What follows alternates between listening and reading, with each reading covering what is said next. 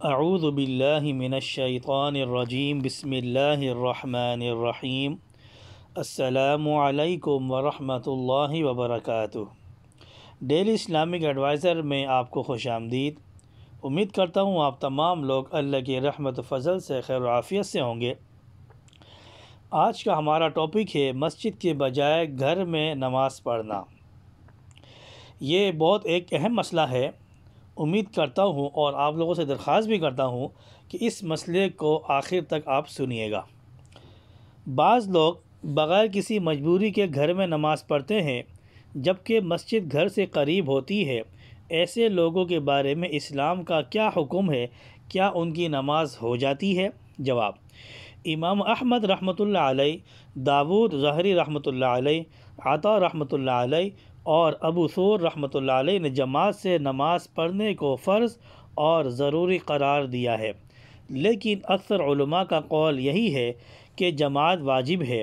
لہذا اگر کوئی شخص گھر پر تنہا نماز پڑھتا ہو تو اس کی نماز صحیح ہے اور فرض ادا ہو جائے گی، لیکن بلا وجہ مسجد سے غیر حاضری اور جماعت کا ترک کر دینا جائز نہیں۔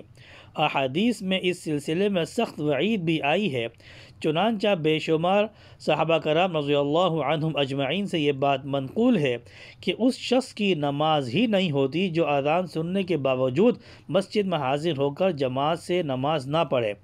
اگرچہ علماء نے ان اقوال کو تنبیہ و تحدید پر محمول کیا ہے اور کہا ہے کہ نماز کامل نہیں ہوگی اور اس کا حق ادا نہیں ہوگا، لیکن اس سے جماعت کی اہمیت کا اندازہ بآسانی لگایا جا سکتا ہے۔ اسی طرح ابن عباس رضی اللہ تعالی عنہ سے ایسے شخص کے بارے میں پوچھا گیا جو دن میں روزہ رکھتا ہے اور رات میں نماز پڑھتا ہے مگر جمعہ اور جماعت میں حاضر نہیں ہوتا، یعنی جمعے کی ادائیگی اور جماعت سے نماز پڑھنے مسجد نہیں آتا، اس سے اعراض کرتا ہے، اس کو کوئی اہمیت نہیں دیتا، تو آپ رضی اللہ تعالی عنہ نے ایسے شخص کے بارے میں فرمایا ہوا فی النار، وہ دوزخ میں جائے گا۔ نیز جماعت کی فضیلت میں صحیح حدیث میں نبی کریم صلی اللہ علیہ وسلم کا ارشاد موجود ہے کہ جماعت سے ادا کی گئی نماز تنہا نماز پڑھنے کے مقابلے میں 27 درجہ زیادہ فضیلت رکھتی ہے۔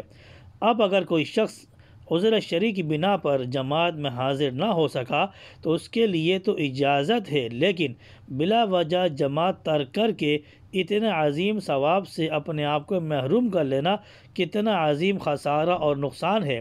اس کا صحیح اندازہ ہمیں اس وقت ہوگا جب کہ یہی نیکیاں ہمارا سرمایہ اور سفینہ نجات ہوں گی۔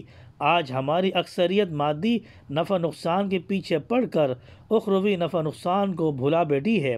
اللہ تعالی ہم سب کو دین کی صحیح سمجھ اور اس پر عمل کی توفیق عطا فرمائے۔ وآخر دعوانا ان الحمد للہ رب العالمین۔